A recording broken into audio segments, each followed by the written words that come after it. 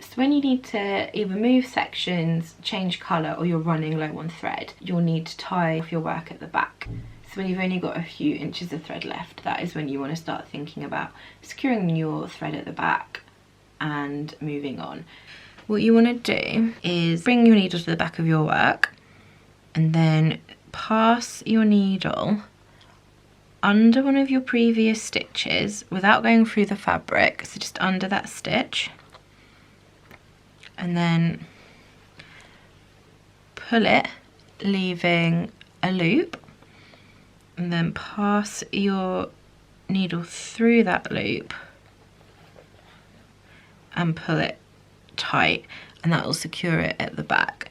So I usually do that twice.